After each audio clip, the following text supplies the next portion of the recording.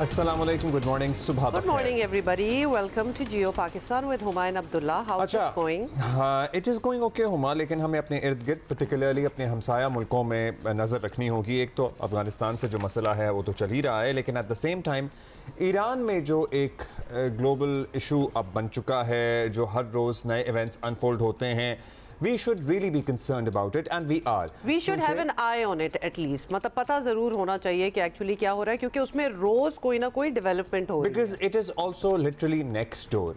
अमरीकी सदर Donald Trump ने धमकी अब दे दी है कि अगर ईरान मुजाहिरीन को फांसी देता है तो हम बहुत सख्त कार्रवाई करेंगे।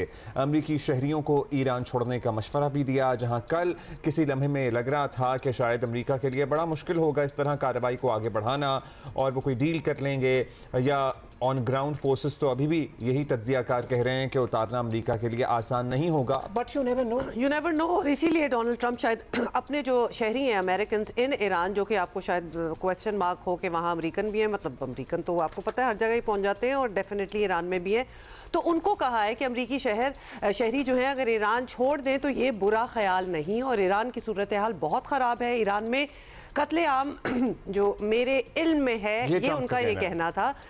ईरान में हलाकतों की सही तादाद जल्द मालूम कर लूँगा, ये भी उनका कहना था। और इससे पहले आपको बताएं कि ईरान में हुकूमत के ख़िलाफ़ पुरतशद्दुद मुजाहरे करने वालों को बगावत पर उकसाते हुए कहा उन्होंने कि ईरानी इदारों का कंट्रोल संभाल लें। बेसिकली वो आप मतलब करें कंट्रोल। और अच्छा, आप ये अपने सोशल मीडिया के पैगाम में उन्होंने इनकरेज किया वहाँ पे लोगों को कि आप प्लीज़ मुजाहिरा करें, और आप ना सिर्फ मुजाहिरा करें बल्कि वहाँ उनके इदारों का कंट्रोल भी संभाल लें, और ये भी कह दिया कि मदद रास्ते में है, मदद जल्द पहुँचेगी। बेसिकली कातलों और जालिमों को भारी कीमत चुकाना पड़ेगी, तो ये वादे ही हुए ना, तो साथ ये भी साथ कह रहे हैं कह रहे हैं नाम नोट रखें लोगों को। और बरमला अमेरिका के सदर अपने सोशल मीडिया पर पूरी दुनिया के सामने एक और मुल्क के मामलात के बारे में क्या इजहार ख्याल कर रहे हैं, ये भी हमारे सामने है। तो लिहाजा मेक ईरान ग्रेट अगेन वाला जो है मुहिम प्रोजेक्ट समझें कि वो लगता है कि जैसे शुरू हो ही गया है। अमरीकी महकमा खारजा ने भी एडवाइजरी जारी कर दी है, कहा कि अमरीकी शहरी फौरी तौर पर ईरान से निकल जाएं, अमरीकी शहरी तुर्की या आर्मीनिया जाने पर गौर कर सकते हैं। देखिए, जब इस किस्म की एडवाइजरीज होती हैं ना, तो आप कंपेल्ड हो जाते हैं कि सोचने के लिए कि क्यों अपनों को यहाँ से निकाला जा रहा है, अमरीकियों को क्या सोचा है आपने, क्या कार्रवाई करेंगे जिसमें आप चाहते हैं एटलीस्ट हमारे जो हैं वो महफूज रहें, तो लिहाजा उनको पहले ही बता दो कि आप तो निकले यहाँ से। इट मेक्स यू वंडर ना, and the way the things are developing, तो एक्चुअली कुछ भी हो सकता है। और ट्रंप जो है और वो ईरान का बेशतर हिस्सा अभी भी आपको पता है ऑफलाइन है, वहाँ कुछ इलाकों में खोला गया था इंटरनेट वगैरह, बाज़ इलाकों में, लेकिन बेशतर इलाकों में अभी तक इंटरनेट तक रसाई नहीं हो सकी है। और स्टारलिंक इनवेरिएबली वहाँ मौजूद है, ऑल्दो कोई ऑफिशियल इजाज़त नहीं है ईरान गवर्नमेंट की तरफ से, लेकिन उसको भी ब्लॉक करने की कोशिश की जा रही है हुकूमत की तरफ से। लेकिन अगर चाहे तो उसको खोला भी जा सकता है, इन द सेंस कि अगर ये फैसला एक हो जाए तो दे कैन, बट ईरानी गवर्नमेंट, ईरानी रजीम अपने तहीं ज़ाहिर है उसको कंट्रोल करने की खुद से कोशिश कर रही है। You know, these are the events जो कि अनफोल्ड होते हैं तो ही पता लगेगा कि आगे सूरत हाल किस तरफ जाती है।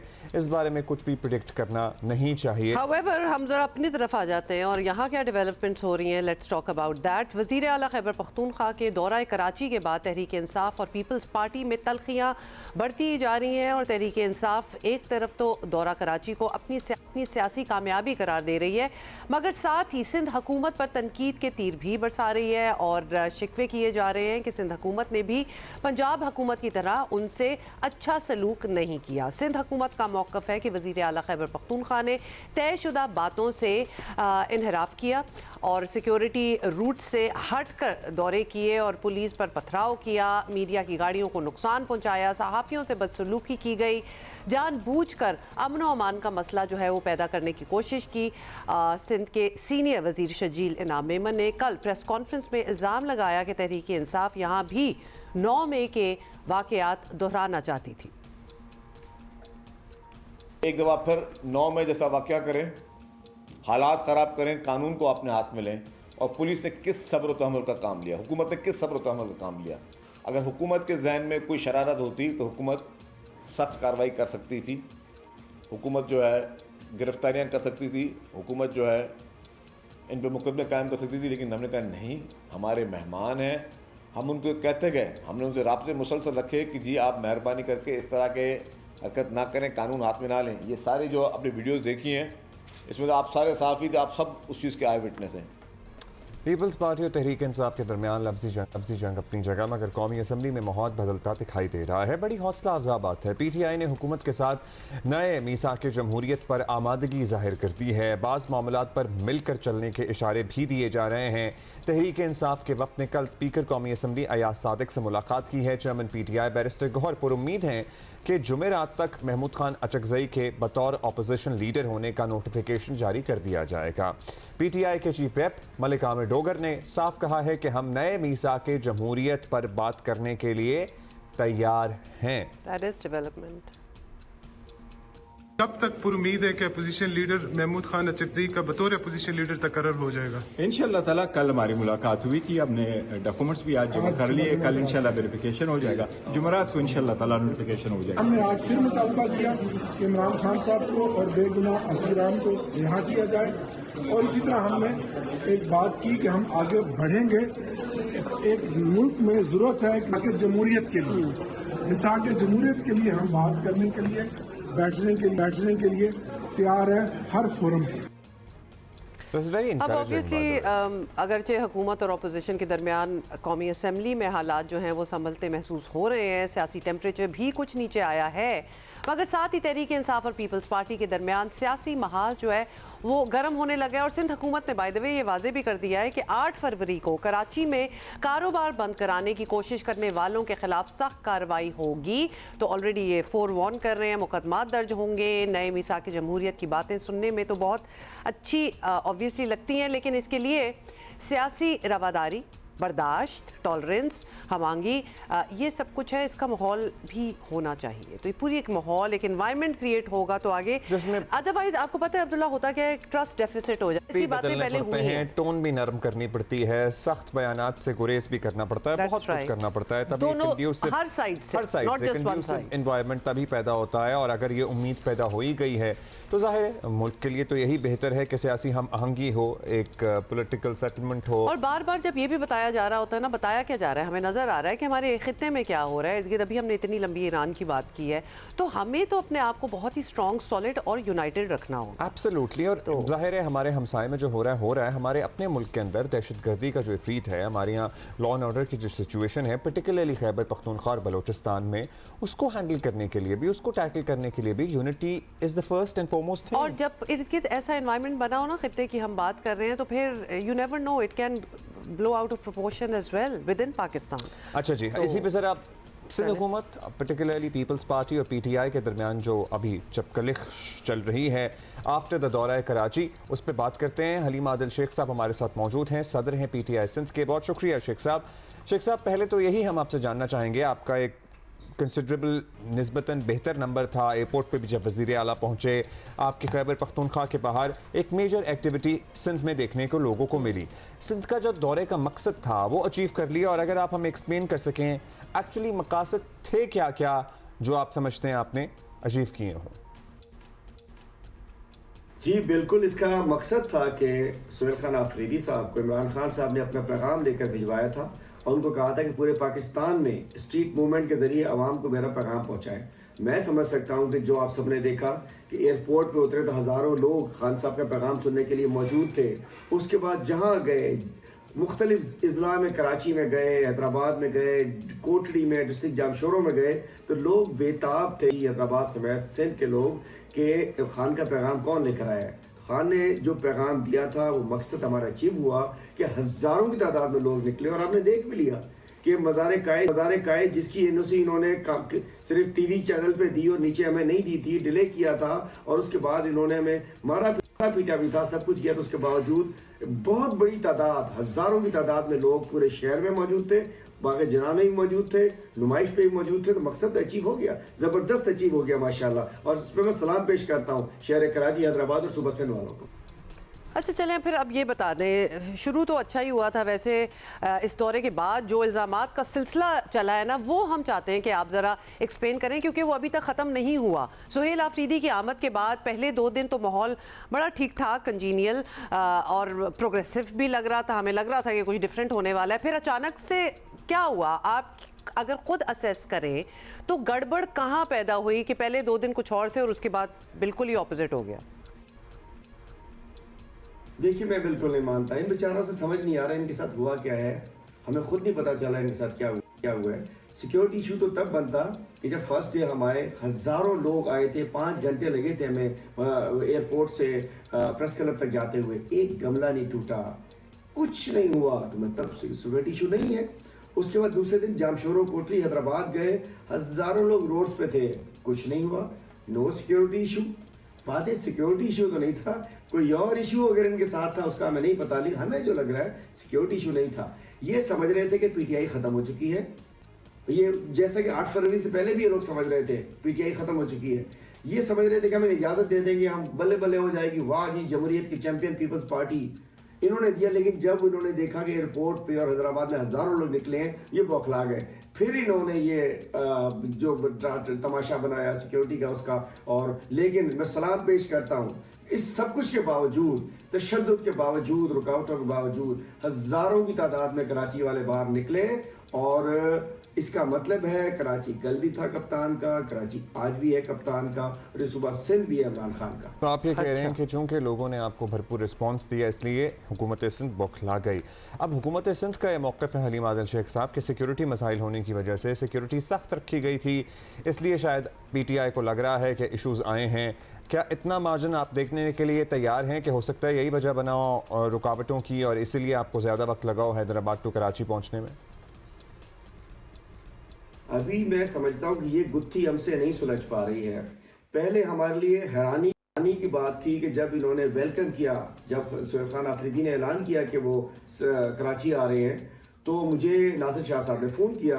उन्होंने कहा जी हमारे चेयरमैन साहब ने कहा है कि हमने आपको, और हमारी सिंध हुकूमत का पैगाम है कि हम सुहेल साहब को चीफ मिनिस्टर का प्रोटोकॉल, सिक्योरिटी, तमाम फैसिलिटीज़ देंगे। हमने उनसे कहा कि जी बड़ी मेहरबानी आपने दिया, हमने वेलकम किया। हमने कहा था लेकिन हमारे जो सियासी हक है, हमें पॉलिटिकल एक्टिविटीज़ की इजाज़त दी जाए। और उसके बाद अचानक फिर कहा हम जलसे की भी इजाज़त दे रहे हैं, फिर टोपी भी दी, अजरक भी दी। फिर अचानक पता नहीं क्या हुआ कि 11 को जलसा होना था, 10 तारीख को कहा तो सही कि एनओसी मिल रही, लेकिन एनओसी दी नहीं। मतलब एक तरफ से मिनिस्टर साहब कह रहे हैं एनओसी हो गई, और दूसरी जानिब थानेदार कह रहा है मैं नहीं मानता। फिर हमने कहा 5 बजे के कि हम इस वक्त हमारे लिए पॉसिबल नहीं था कि हम ग्राउंड के अंदर लोगों के लिए टेंट लगा वो कंटेनर, लाइटिंग, कुर्सियाँ, चूँकि हमारे जलसे होते हैं वो ख़वातीन आती हैं, बच्चे आते हैं, फैमिलीज आती हैं, इंक्लोजर बनते हैं। अचानक हमें ज़बानी कहते रहे, जब हमने कहा नहीं जी हम तो मज़ार के गेट के ऊपर करेंगे। फिर 6:30 बजे हमारे ऐलान के बाद कि हम वहाँ करेंगे, तो इन्होंने 6:30 बजे एनओसी व्हाट्सएप ग्रुप पे भिजवा दिए हमें, तो भी डीसी ने नहीं दी। और उसके बाद जब 12 बजे हमने कहा ठीक है जी हम यहाँ करते हैं, हमसे कहा गया कि हम आपको फैसिलिटेट करते हैं स्पीडी, आपको अगर कोई मदद चाहिए कि आपको कंटेनर जल्दी पहुँच जाए, आपको वेंडर को पुलिस तंग नहीं करेगी।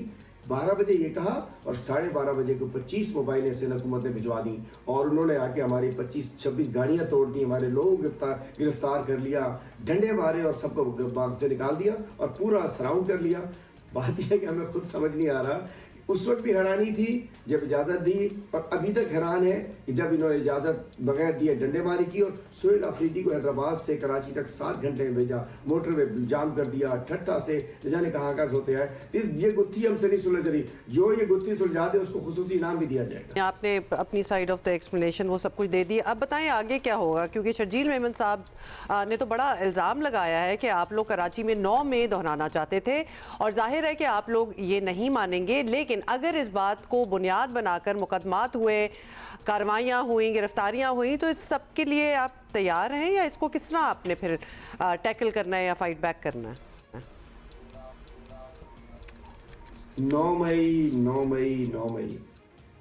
मई एक फसाना था, 9 मई एक बहाना था। दरअसल इमरान खान और पीटीआई को फंसाना था।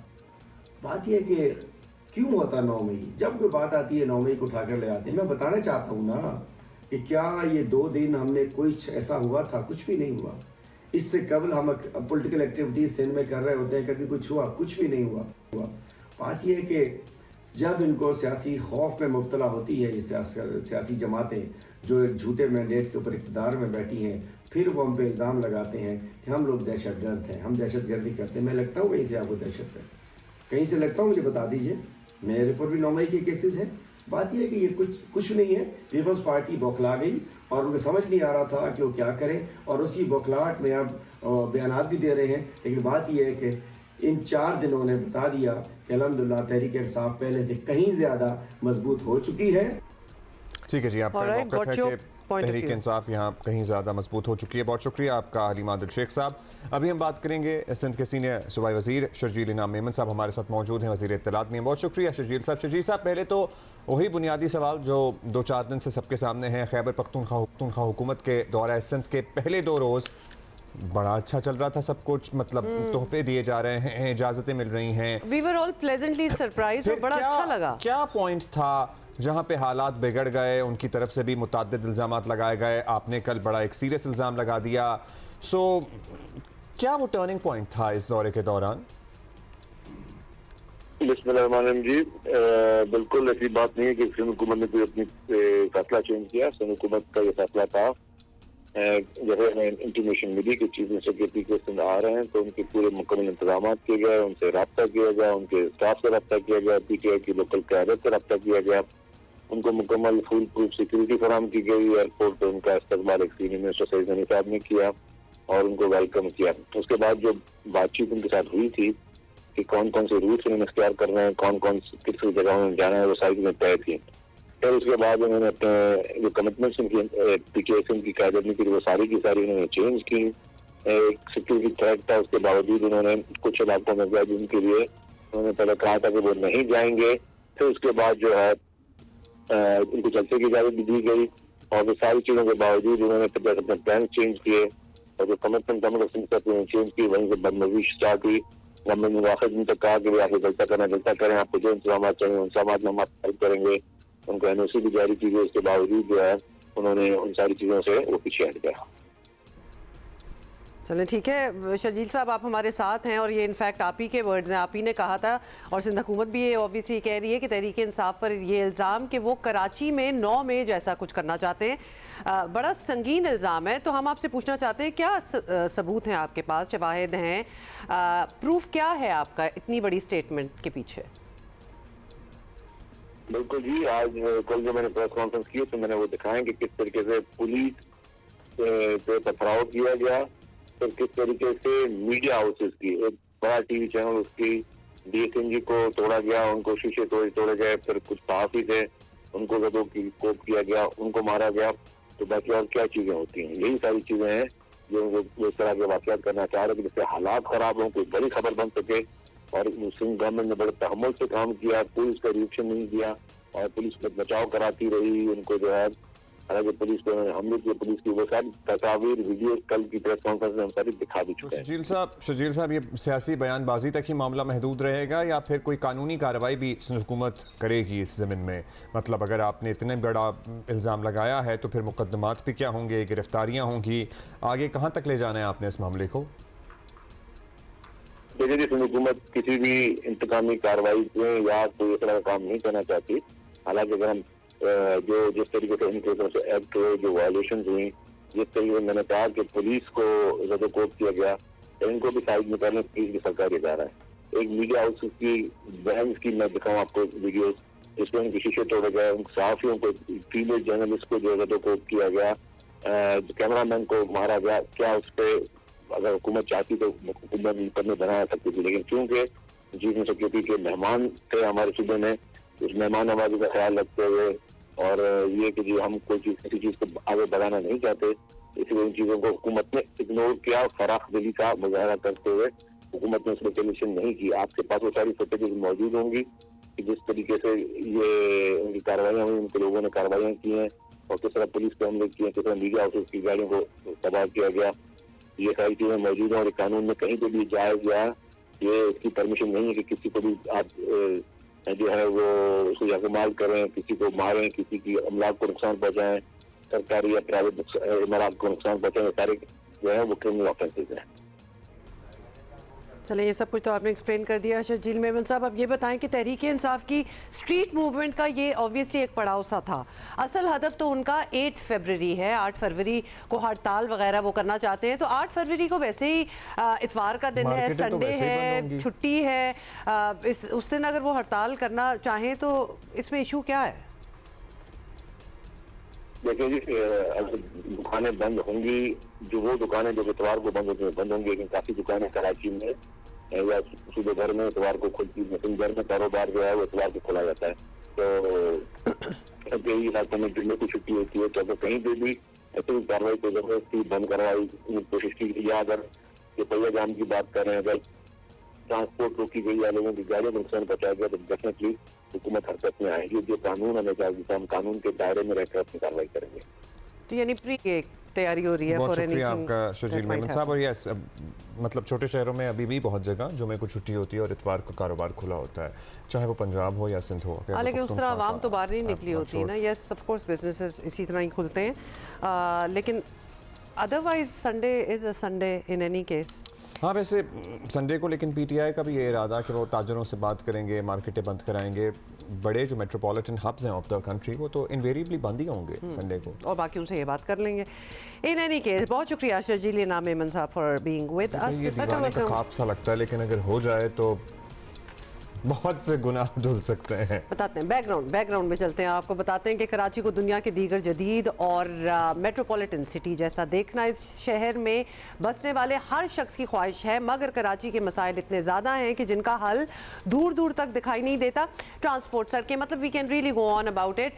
तो ये सब कुछ वैसे आप छोड़ दें, शहरी पानी जैसी बुनियादी ज़रूरत के लिए भी टैंकर्स ख़रीदने पर मजबूर हैं इधर। If you are not familiar with Karachi तो हम आपको बता रहे हैं, और वो भी हज़ारों रुपए महाना पर।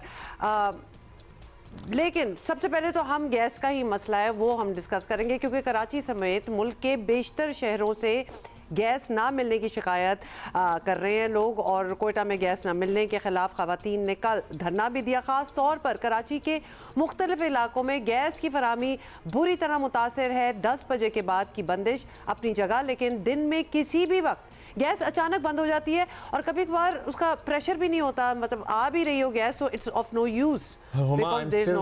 मेयर कराची का प्लान जिसमें वो पानी पूरे शहर तक पहुंचाना चाहते हैं, हाँ, उस पर हम तफसील से बात करेंगे, लेकिन अभी आपने ये मुद्दा उठाई दिया है गैस का प्रेशर ना होने का और गैस की बंदिश या गैस की लोड शेडिंग या गैस में कमी होने का, तो इस पे जरा हम बात कर लेते हैं। हैरानी की बात ये है हुमा, हैरानी की बात ये है, आप जो मसला बयान कर रही हैं ये सब कुछ ऐसे वक्त में हो रहा है जब गैस कंपनियां हज़ारों अरबों रुपए का मुनाफा कमा रही हैं। समझ में नहीं आ रहा कि जब कंपनियां प्रॉफिट में चल रही हैं तो सार्फिन को गैस क्यों नहीं मिल रही है। ओगरा की जानिब से जारी दस्तावेज़ के मुताबिक सुई गैस कंपनियों ने गुज़श्ता 7 सालों में 305 अरब रुपए का मुनाफा कमाया है। दस्तावेज़ में इंकशाफ किया गया है कि सुई कंपनियां कारकर्दगी बेहतर बनाने के बजाय मुस्तकिल असासों पर मुनाफे से सार्फिन पर बोझ डालती जा रही हैं। कराची में नई पाइपलाइनों की वजह से खुदाई से शहरी पहले ही परेशान है, ऊपर से गैस की सप्लाई भी अगर मुतासिर हो तो लोग कहते हैं ना कि पाइपलाइन डाली थी, इसका क्या मकसद था। मतलब देखें, बात यह है कि पैसे तो लोग दे ही रहे हैं, जो बिल आता है गैस का और बिल्स भी भर चुके हैं तो वो तो देंगे ही देंगे, लेकिन गैस भी तो देना।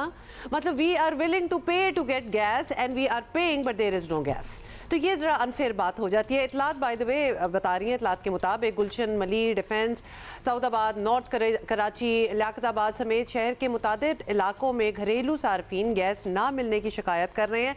So this is wide spread, और अब हालत यह है कि शहरी ना चाहते हुए भी गैस सिलेंडर खरीदने पर मजबूर हैं, जिसके और इश्यूज होते हैं। आपको पता है मुल्क में जिस तरह गैस सिलेंडर्स फटने के वाकयात हो रहे हैं, बाज़ अफराद चाहते हुए भी सिलेंडर्स जो हैं वो घरों में रखने से घबरा रहे हैं, and as they should be. लेकिन कोई चारा नहीं है। हम कराची की सूरत हाल भी मालूम करेंगे, इस्लामाबाद और गिरदोनवाह की सूरत हाल भी मालूम करेंगे। अली इमरान सैयद हमारे साथ कराची से मौजूद हैं और साथ ही हमारे साथी सैफुर रहमान साहब इस्लामाबाद से हमें ज्वाइन कर रहे हैं। पहले कराची चलते हैं। अली, बताइएगा शहर में मजमूई तौर पर गैस सप्लाई की सूरत हाल क्या है? लोड शेडिंग हो रही है, लेकिन इतना एक्सटेंसिव काम किया है, नई पाइपलाइनें, सड़कों की खुदाई एटसेट्रा एटसेट्रा, उसकी वजह से कितना फ़र्क पड़ा? जी, एक ये तो बहरहाल फ़र्क पड़ गया है कि सड़कों की खुदाई के बाद जो अरबों रुपए दिए थे तो अब छोटी छोटी गलियां पक्की होने ज़रा शुरू हो गई हैं। आपने कराची का शुरू में जिक्र किया कि बुरा हाल है, तो कम अज़ कम ये चीज़ हो गई है। हैविंग सेड दैट, अब गैस का जो एक्चुअल इशू है उसमें सूई सदन की खुद की प्रेस रिलीज़ जो कि उनके PR डिपार्टमेंट, PR हेड ने इशू की है, उसके मुताबिक पिछले साल के मुकाबले में, यानी पिछले विंटर सीज़न के मुकाबले में कराची में जो गैस दस्तियाबी है, सूई सदन को जो गैस दस्तियाबी है वो 28 MMCFD बड़ी है, यानी 635 MMCFD इनको कुल सप्लाई है। मुसलसल डिप्लीशन की तरफ जा रहे थे, लेकिन इन्होंने इसको आया ये कि कोई गैस इनलाइन फील्ड हुई है, कोई गैस के कुएं से गैस का इजाफा हुआ है, या कोई भी रीज़न है उसके सबब 28 MMCFD का इजाफा हुआ है। अब अगर उनका PR डिपार्टमेंट खुद ये कह रहा है कि इजाफा हुआ है, तो क्वेश्चन मार्क यकीनन ये होगा कि फिर पिछले साल के मुकाबले में ज़्यादा प्रॉब्लम्स क्यों सार्फिन को फेस करने पड़ रहे हैं। एक बड़ा लॉजिकल सा क्वेश्चन यहाँ पर आएगा। मुख्तलिफ पॉकेट से इतलात मिलती रहती हैं। मी बीइंग एनर्जी कॉरस्पॉन्डेंट, मुझे मुख्तलिफ इलाके याद हो गए हैं कि यहाँ से किसी ने मुझे कॉल कर दी है कि गैस की सप्लाई सूरत हाल बेहतर नहीं है, and for the years this has been going on. अब मुझे हैरत है कि ये जो PR इनका जो डिपार्टमेंट है, जो कस्टमर केयर सूई सदन का डिपार्टमेंट है, ये क्या नहीं जॉट डाउन करते, ये वहाँ टीम्स नहीं भेजते। हमें पता है कि थोड़ा सा इनका जो एक्शन है वो बड़ा डिलेड होता है, ये हमें खुद मुझे ज़ाती तौर पे इस बात का इल्म है। तो इसके अलावा 2 बजे से 6 बजे तक जो सिलसिला है वो हमारी इतलात के मुताबिक जो गैस प्रेशर है ये अस खुद हाफ कर दिया जाता है। जो मुख्तलिफ TBS हैं जहाँ से प्रेशर मेंटेन होता है वहाँ से हाफ ना कर होने दिया के जाता है। बराबर होता है ये प्रेशर, एंड है ऑफ कोर्स इस बात की तो कोई भी तस्दीक कर सकता है, कोई भी प्रूफ देगा। People who are living in Karachi they know that. Saif साहब, आपसे ये पूछना चाहते हैं कि ये हम इमेजिन नहीं कर सकते कि इस्लामाबाद जैसी सर जगह जहाँ ये फोरकास्ट है कि माइनस में बात जा रही है इस हफ्ते, वहाँ भी गैस डिस्ट्रप्शन है और गैस के इश्यूज हैं, बताएं ज़रा। देखिए, यहाँ तक इस्लामाबाद की बात है, आपको पता है कि इस्लामाबाद में अगर गैस का मसला हो तो बहुत जल्दी रिपोर्ट हो जाता है और डिसीजन मेकिंग भी यहीं से होनी है, रेगुलेटर भी यहीं पर बैठा है।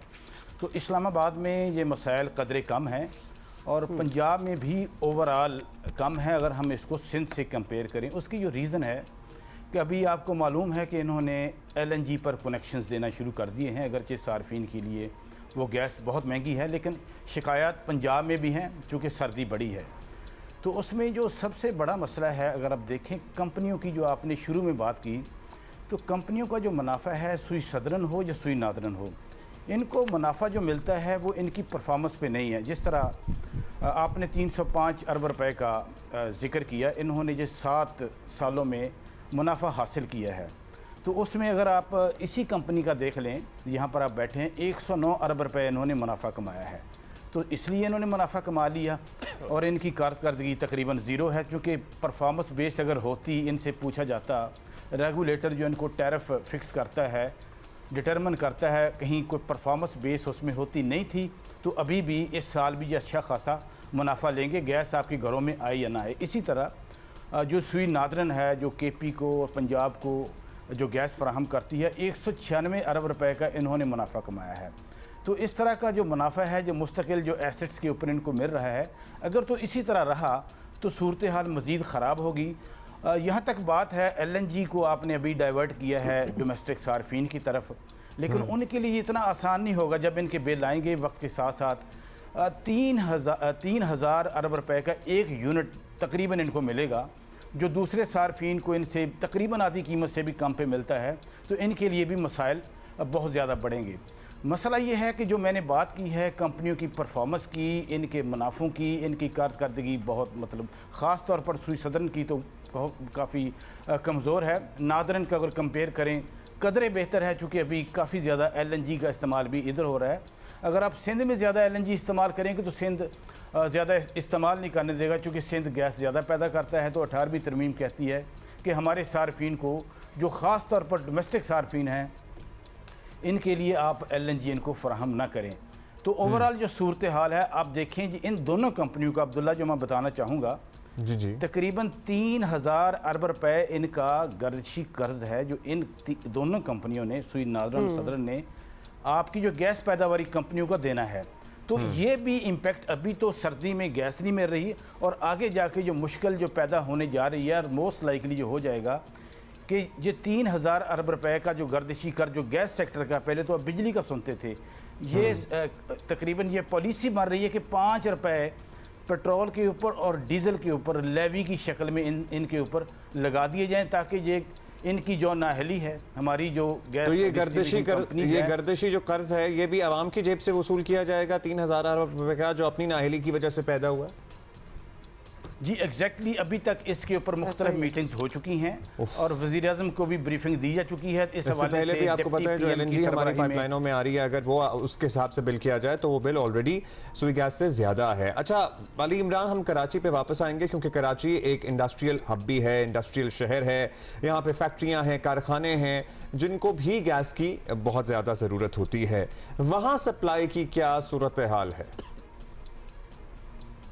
जी अभी जो पिछला स्पाल सिवियर विंटर का आया, कराची में 15 डिग्री सेल्सियस से कम ही सर्दी शुमार होती है और यहाँ 10 से कम गिर गया था, तो एकदम से जो प्रेशर है, जो गैस की अवेलेबिलिटी है वो मुतासर हो गई थी। उसके बाद इन्होंने फौजी फर्टिलाइज़र का गैस बंद किया और 60 MMCFD गैस की जो अवेलेबिलिटी थी वो बढ़ी, और उसके साथ इंडस्ट्रीज़ की जो गैस है वो हफ्ते में 1 दिन बंद की।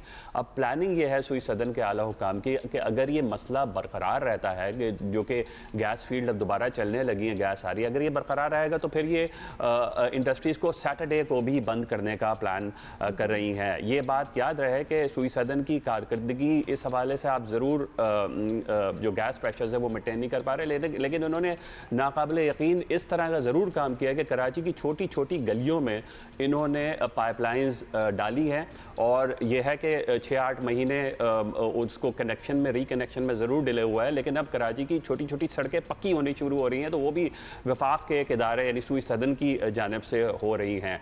तो इनको यकीनन गैस प्रेशर के मामला जो हैं उन पर काबू पाना पड़ेगा। ये एक्सप्लेन करना पड़ेगा कि 28 MMCFD जब गुज़िश्ता मौसम सरमा से ज़्यादा है तो फिर गैस क्यों नहीं मिल रही लोगों को मुख्तलिफ पॉकेट्स में।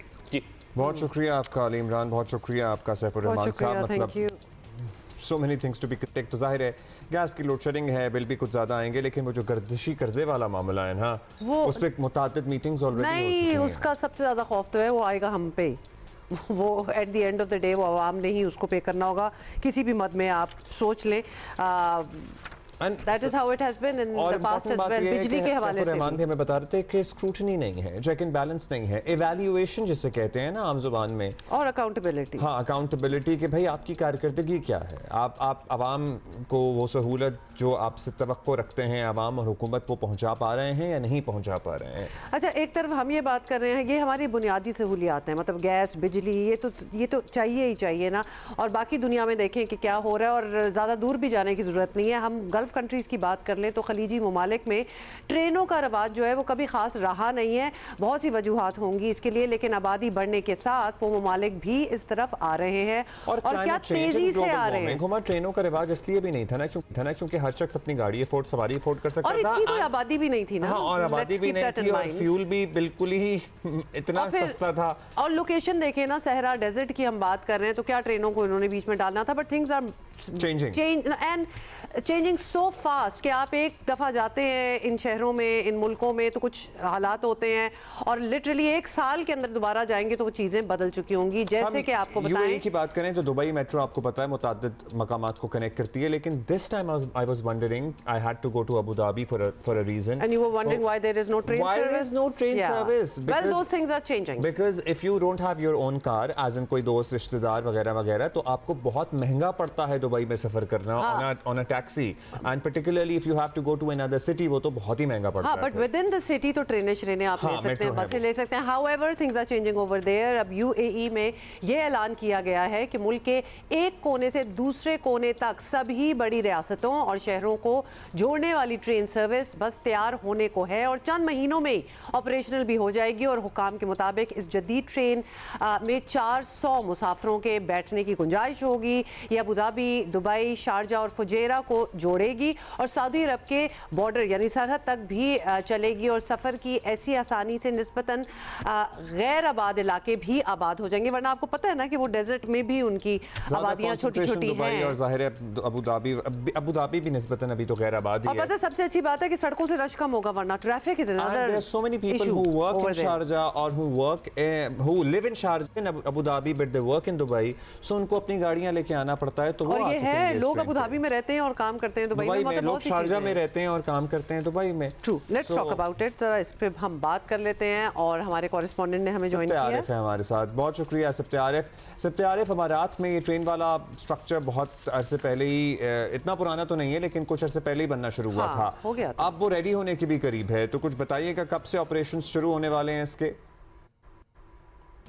जी, मुत्तहदा अरब अमीरात में ट्रेन सर्विस, इत्तिहाद ट्रेन सर्विस जो है वो अब शुरू होने को है। इसका इंफ्रास्ट्रक्चर यहाँ पर हुकाम ने बताया है कि तकरीबन मुकम्मल हो चुका है। इस वक्त जो है मुख्तलिफ मराहिल की टेस्टिंग की जा रही है, ऑपरेशन टेस्टिंग की जा रही है, सेफ्टी टेस्टिंग की जा रही है और मुख्तलिफ स्टेशन पर जो है वो यहाँ पर जो है वो मुख्तलिफ प्रोटोकॉल्स जो हैं वो देखे जा रहे हैं। और जब ये मुकम्मल हो जाएंगे तो यहाँ पर मुत्तहदा अरब अमीरात के हुकाम ने यही बताया है कि ये ट्रेन सर्विस इस साल चंद माह में जो है इसका आगाज़ कर दिया जाएगा और ये ट्रेन सर्विस जो है मुख्तलिफ शहरों को, मुख्तलिफ रियासतों को यहाँ पर जोड़ेगी।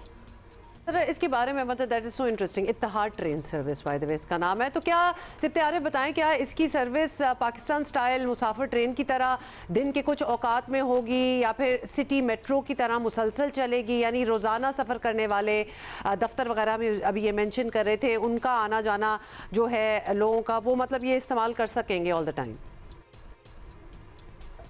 जी, इत्तिहाद ट्रेन सर्विस जो है ना पाकिस्तान में ट्रेन सर्विस की तरह है और ना ही दुबई मेट्रो की तरह है जो चंद मिनटों बाद आती है जाती है, लेकिन ये ट्रेन सर्विस अपने औकात कार पर यहाँ पर चलेगी और क्योंकि ये मुख्तलिफ स्टेट्स को मिलाएगी, मुख्तलिफ शहरों को मिलाएगी, दूर दराज इलाकों को मिलाएगी, तो इसके अपने औकात कार होंगे, अपने टाइमिंग्स होंगे और ये ज़्यादातर ऐसे अफराद इस्तेमाल करेंगे जैसे शारजा से बहुत सारे अफराद जो हैं जॉब के सिलसिले में, रोज़गार के सिलसिले में दुबई रोज़ाना सफ़र करते हैं, तो उनको ये सहूलत जो है वो बड़ी ज़बरदस्त लगेगी कि वो शारजा से दुबई आएँ और दुबई से यहाँ से मुख्तलिफ जो इंटरसिटी बसेज़ हैं या ट्रेन है उसको इस्तेमाल करें, मेट्रो है उसको इस्तेमाल करें। तो ये ना दुबई मेट्रो की तरह है और ना ही पाकिस्तान की जो लंबे लंबे फासले तय करती है उसकी तरह है, क्योंकि दुबई में मुत्तहदा अरब अमीरात में जो फासले हैं वो एक स्टेट से दूसरे स्टेट तक 200 किलोमीटर 250 किलोमीटर तक है। तो ये इंटरसिटी जो है वो ट्रेन होगी जो मुख्तलिफ औकात कार में चलेगी। अच्छा, मुख्तलिफ सेक्टर्स पर इसके असर की बात कर लेते हैं। ये ट्रेन अब ज़ाहिर है मुख्तलिफ रियासतों को मिला रही है। प्रॉपर्टी या रियल स्टेट एक बहुत बड़ी इंडस्ट्री है तमाम ही मुत्तहदा अरब अमारात में, लेकिन मोर सो इन दुबई प्राइमरीली। सो बताइएगा, सफ़र कम होने से या ट्रेन कनेक्टिविटी होने से क्या असर पड़ेगा इस इंडस्ट्री पर, कारोबार पर? कीमतें रियल स्टेट की कम होंगी या दीगर जगहों पर बढ़ जाएंगी या बाकी इलाके भी और ज़्यादा आबाद होना शुरू होंगे? जी, इस इत्तिहाद ट्रेन सर्विस से यकीनन प्रॉपर्टी को ज़बरदस्त फ़ायदा होने का इम्कान है और माशी माहिरीन यहाँ पर यही बता रहे हैं कि जो प्रॉपर्टी दूर दराज इलाकों में सस्ते दामों फ़रोख्त हुआ करती थी, अगर स्टेशन के करीब है तो उसके दाम जो हैं यकीनन बढ़ चढ़ जाएंगे और लोग सफ़र करेंगे दूर दराज इलाकों में और फिर अपनी जॉब के सिलसिले में इस ट्रेन सर्विस को इस्तेमाल करने में तरजीह दी जाएगी। तो तवक्को यही की जा रही है कि ट्रेन सर्विस से ख़ास तौर पर जहाँ पर स्टेशन होंगे वहाँ पर जो है वो प्रॉपर्टी की प्राइस बढ़ जाएंगे। अभी हम आपको एक चीज़ और बताएं कि ये आखिरी स्टॉप जो है वो सऊदी बॉर्डर के करीब वाक़ है और शेख जायद सिटी है, वहाँ से अगर ट्रेन सर्विस अबू धाबी आएगी तो 400 किलोमीटर का फासला है। ये ट्रेन सर्विस अगर फराम करेगी तो 1.5 घंटे में मुसाफिर वहाँ जायद सिटी से अबू धाबी पहुँच जाएंगे और फिर अबू धाबी से दुबई पहुँच जाएंगे। तो कई घंटों का फासला जो है वो चंद घंटों में होगा और इसकी वजह से जो है वो मुख्तलिफ दूर दराज इलाकों में भी लोग रहाइश इख्तियार करने को तरजीह देंगे, क्योंकि ट्रेन सर्विस उनको मैसर आएगी बग़ैर किसी जो है वो टेंशन के, बग़ैर किसी फ़िक्र के। वो आराम से स्टेशन से करीब अपनी गाड़ी खड़ी कर सकते हैं और फिर इस ट्रेन से, इंटर स्टेट ट्रेन से जो है वो मुख्तलिफ इलाकों में सफ़र कर सकते हैं।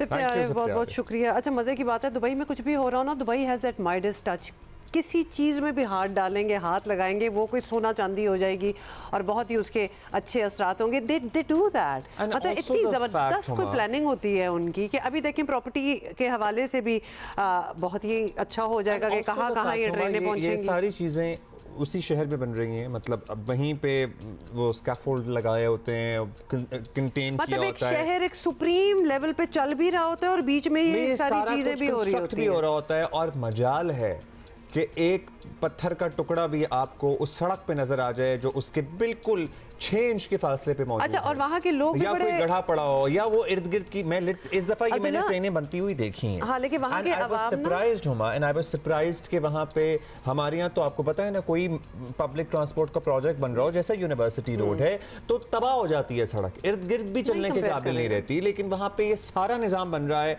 और साथ में सर्विस रोड भी चल रही है और सड़क भी चल रही है। और पता है लोग इनकन्वीनियंस होते हैं, कोई ऐसी बात नहीं है कि वानी है, लेकिन वो इतने प्रॉपर उनके लिए डिटूअर्स और रूट्स और ऐसे बनाए होते हैं, वो कंप्लाई करते हैं बिकॉज उनको पता है कि बहुत अच्छी चीज़ आने वाली है। तो people also contribute and comply. और कानून की पासदारी तो कोई ज़बरदस्त लेवल की है, जुर्माने हो जाते हैं, मतलब हर चीज़ बड़े अच्छे तरीके से वहाँ चलती है। It's quite an example you know for the rest of the world literally too. Let us talk cricket and for a change, चूंकि हमारी बात उसमें नहीं हो रही और बांग्लादेश ने काफ़ी जिसको कहते हैं ना अड्डा लिया हुआ है, which is very on a good thing. तो उस पर हम ज़रूर अपडेटेड आपको भी रखेंगे और ख़ुद भी अपडेट्स लेंगे। T20 वर्ल्ड कप में बांग्लादेश की शिरकत पर डेडलॉक बरकरार है बिल्कुल, और इंटरनेशनल क्रिकेट काउंसिल की बांग्लादेश क्रिकेट बोर्ड के साथ वीडियो कॉन्फ्रेंस भी बेनतीजा रही और बांग्लादेश क्रिकेट बोर्ड ने अपनी टीम भारत ना भेजने के मौक़िफ़ को दोहराया और कहा उनके फैसले में कोई तब्दीली नहीं आई। और उधर T20 वर्ल्ड कप के लिए अमेरिका की नुमाइंदगी करने वाले क्रिकेटर्स भी भारत की नफरत अंगेजी का शिकार हो रहे हैं, क्योंकि उधर क्या हुआ है एग्जैक्टली जो पाकिस्तानी निजात है ना उसमें उनको वीज़े ही नहीं मिल रहे। भारत ने पाकिस्तान के पस मंजर से ताल्लुक रखने वाले 4 क्रिकेटर्स के वीज़ा मुस्तरद कर दिए हैं, मतलब अमेरिकन पाकिस्तानी अली खान, एहसान आदिल, शायान जहांगीर हैं और मोहसिन हैं, इनके वीज़े मुस्तरद कर दिए गए हैं। फास्ट बॉलर अली खान अमरीकी शहरियत के हामिल हैं, एहसान आदिल ग्रीन कार्ड होल्डर हैं। अली खान ने सोशल मीडिया पर वीज़ा मुस्तरद होने का ऐलान किया। T20 वर्ल्ड कप में अमरीकी टीम पाकिस्तान, भारत, नामीबिया और नीदरलैंड के साथ ग्रुप में मौजूद है। इवेंट में अमरीका का पहला मैच 7 फरवरी को भारत के खिलाफ ही होगा। सो मतलब उनकी आधी से थोड़ी कम टीम को अगर वीज़े ही नहीं जारी हो रहा है तो ये किस किस्म के इंटरनेशनल इवेंट्स हैं? वर्ल्ड कप टाइप इवेंट्स पर कैसे हो सकते हैं? और इसको वर्ल्ड कप ही क्यों कहा जा रहा है? मतलब इसमें वर्ल्ड के साथ कर क्या रहा है इंडिया? अब्दुल माजिद भट्टी साहब हमारे साथ हैं, बाकी पता करते हैं। दीगर टीमों में पाकिस्तानी कोचिंग स्टाफ भी होता है, पाकिस्तानी निजात खिलाड़ी भी होते हैं, मतलब how is this going to work out? ये किस तरह करेंगे भट्टी साहब? ये तो जहाँ जहाँ कोई पाकिस्तानी लिंक निकला तो इंडिया तो बर्दाश्त नहीं करेगा इस बात को। ये क्या वर्ल्ड इंटरनेशनल लेवल का स्पोर्टिंग इवेंट है जहाँ अपनी जाती नफरतें ही नहीं खत्म हो रही? देखें, भारत जो है वो क्रिकेट को अपने टर्म से डिक्टेट कर रहा है और बांग्लादेश का जो इशू है वो तो देखें बिल्कुल क्लियर कट इशू है। लास्ट ईयर भारतीय टीम ने पाकिस्तान जाने से इनकार किया था, उस वक्त तो international cricket council video link पर भारत को कायल करने की कोशिश नहीं कर रहा था। से बिल्कुल इन्हीं बेसिस की वजूहात पे उन्होंने इनकार किया था इंडिया ने पाकिस्तान आने से। एग्जैक्टली। और जो फोर्स मेजोर का जो एक आईसीसी का लॉ है उसमें तो बिल्कुल क्लियर लिखा हुआ है कि अगर कोई मुल्क या उसकी हुकूमत जिस मुल्क में टूर्नामेंट हो रहा है उसकी सिक्योरिटी पर खदशात जाहिर करते हैं तो उसके बाद तो आईसीसी को फैसला कर लेना चाहिए। लेकिन आईसीसी जो है वो भारत के मामले में कानों पे उंगलियां रख के बैठा हुआ है। देखिए, ये पहली बार नहीं हो रहा। 1996 में श्रीलंका में जब वर्ल्ड कप के मैचेस हो रहे थे, ऑस्ट्रेलिया और वेस्ट इंडीज की टीम वहां नहीं गई। 2003 में इंग्लैंड की टीम जिम्बाब्वे नहीं गई और 2003 ही के वर्ल्ड कप में एक और होस्ट था कीनिया, मुंबासा में उस वक्त बॉम्ब ब्लास्ट हुआ था तो न्यूजीलैंड की टीम कीनिया नहीं गई थी, उनको पॉइंट जो थे फोरफिट करना पड़े। तो आईसीसी को चाहिए कि फैसला करे और मैचेस जो है वो बांग्लादेश के मैचेस श्रीलंका शिफ्ट करे। और जहां तक आपने वीज़ों की बात की, आपने सिर्फ अमेरिका की बात की। जो मेरे पास इत्तलात हैं कम से कम 4 से 5 ऐसे मुल्क हैं जिसमें मुख्तलिफ पाकिस्तानी लड़के खेलते हैं। उन सारे प्लेयर्स को आज तक इंडियन गवर्नमेंट ने वीजे इशू नहीं किए। कोचिंग स्टाफ भी तो है भट्टी साहब, कोचिंग स्टाफ भी तो है। तो वैसे और भट्टी साहब ये जो अभी आपने मेंशन किया है, ये 4 से 5 मुल्क हैं जब पाकिस्तानी निजात क्रिकेटर्स हैं, तो वो मुल्क बोल क्यों नहीं रहे अभी तक? क्या बोला है किसी ने? देखिए, क्योंकि अमेरिका को तो अब जवाब आ गया ना, तो अली खान ने जाके सोशल मीडिया पर ये बात बता दी। मैंने पिछले हफ्ते स्टोरी दी थी, क्योंकि मैं दुबई में था और यहाँ पर जो आईसीसी के लोग थे वो बता रहे थे कि भाई अभी तक वीजे इशू नहीं हुए, लेकिन हमें यकीन दहानी करवाई गई है कि जहाँ जहाँ पाकिस्तानी निजात लड़के हैं उनको वीजे इशू हो जाएंगे। लेकिन ये पहली बार नहीं हुआ। अगर आपको याद हो, उस्मान ख्वाजा जब ऑस्ट्रेलियन टीम के साथ जा रहे थे भारत, उनका वीजा डिले किया गया।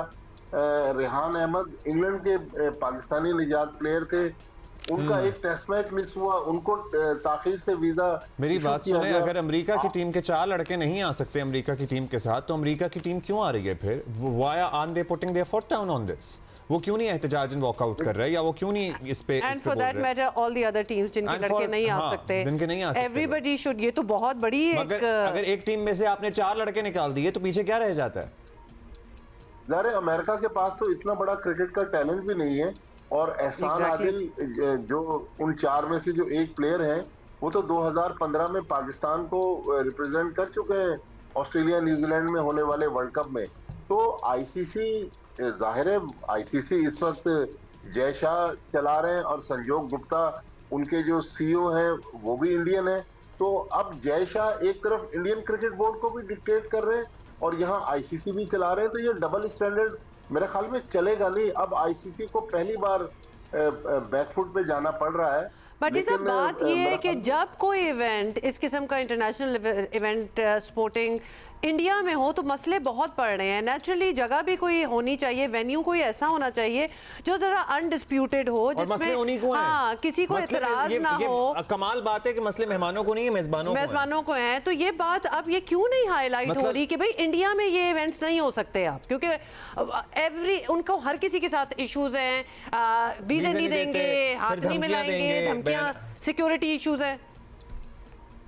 देखिए, नफरत इतनी ज्यादा इंडिया ने पैदा कर दी है कि दुबई में 10 दिन पहले टूर्नामेंट खत्म हुआ IL T20, जिसमें 6 टीमें थी। 5 टीमों के ओनर्स जो थे वो इंडियन थे, किसी टीम में पाकिस्तानी प्लेयर नहीं थे। और जो टीम चैंपियन बनी डेजर्ट वाइपर्स, उसमें 4 पाकिस्तानी थे और वो टीम टूर्नामेंट जीतने में कामयाब हो गई। तो इस बारे में अब वर्ल्ड क्रिकेट को सोचना पड़ेगा।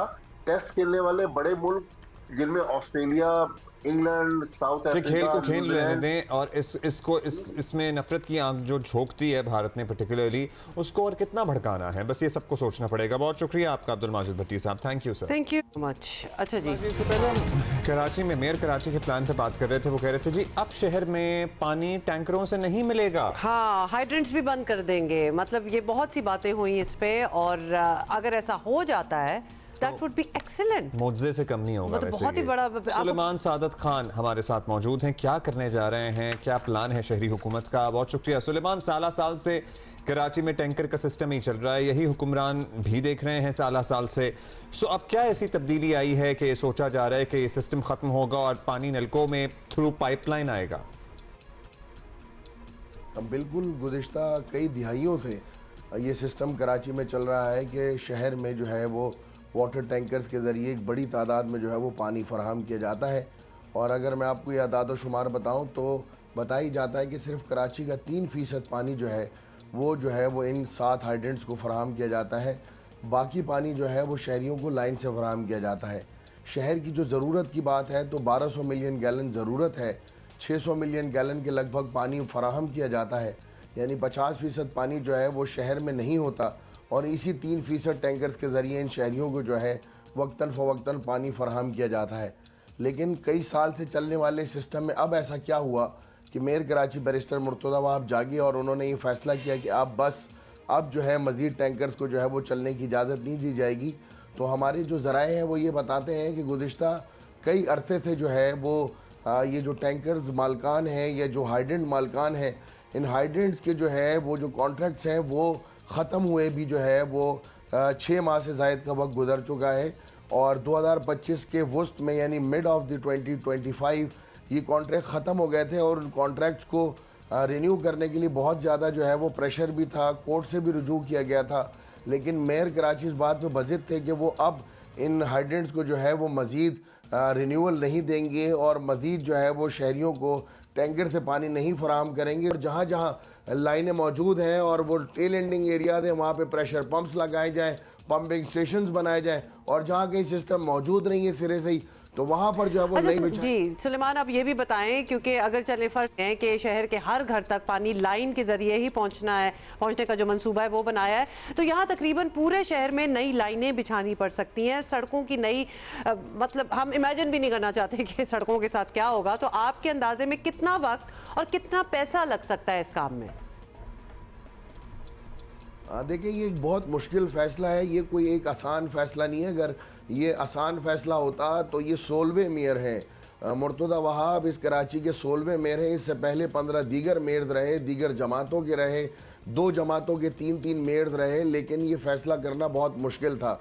अब ये मुश्किल फ़ैसला जब कर लिया है तो यकीनी तौर पर ऐसा नहीं है कि एक बटन प्रेस किया जाएगा और ये हो जाएगा। इसमें वक्त दरकार है और ये 1, 2, 3, 5 दिनों की भी बात नहीं है, 1, 2, 3, 5 महीनों की बात नहीं है। इसमें काफ़ी बड़ा वक्त दरकार होगा, कई 100 अरब रुपए जो है वो इसमें इन्वॉल्व होंगे, कई 100 किलोमीटर तवील ये लाइनें जो है वो बिछाई जाएंगी। लेकिन सूरत हाल ऐसी नहीं है कि लाइनें ही सिरे से मौजूद नहीं हैं, तो लाइनें ज़रूर मौजूद हैं लेकिन उनमें प्रेशर मौजूद नहीं है। और उन प्रेशर्स को मेंटेन करने के लिए बताया यही गया है कि प्रेशर पंप्स लगाए जाएंगे, पंपिंग स्टेशंस बनाए जाएंगे, नागा सिस्टम का जो है वो निफाज किया जाएगा और साथ ही साथ मुतबादिल ज़राए से पानी भी फराहम किया जाएगा।